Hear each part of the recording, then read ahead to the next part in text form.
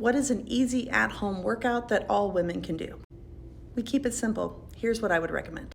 You will need something to give you resistance. That's why we're doing resistance training. It could be a weight, a kettlebell, or a resistance band. Let me show you a couple things.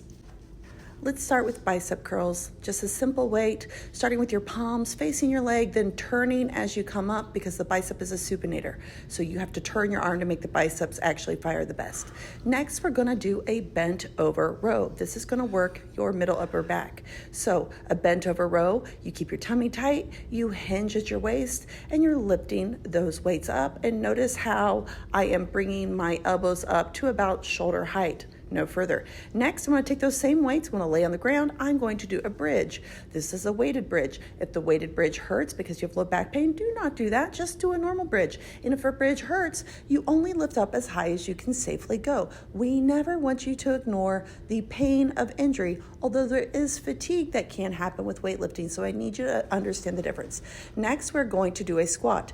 I am just using the same weight, and I'm holding it like this, or I can hold it like this. And either way, it doesn't matter. You could actually also use a weighted vest. I'm going to do the same thing with a kettlebell, which I prefer. Notice how my squat is not very deep. A lot of my patients start with this 30-degree squat or a sumo squat where I go all the way down.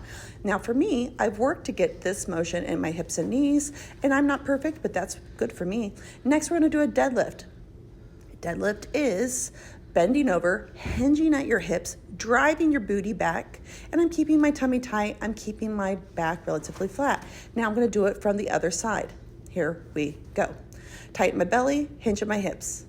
Tighten my belly, hinge at my hips, drive the booty back. If you can't bring the weight down to the ground, don't. Stay within your pain-free range. If you don't have a weight or kettlebell, we're going to do a resistance band. Now resistance bands, I'm just going to show you a couple things because I didn't want to do the whole setup, but we're going to start with bicep curls, of course.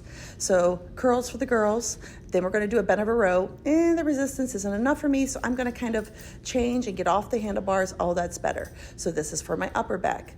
Then I am, after this, going to do something for my rotator cuff, also for my upper back after this particular exercise. So I'm going to hold the bands, keep my elbows tucked in at my side, and do external rotation. You have to make sure you get the band tension just right so you can actually do it. And I'm actually a little bit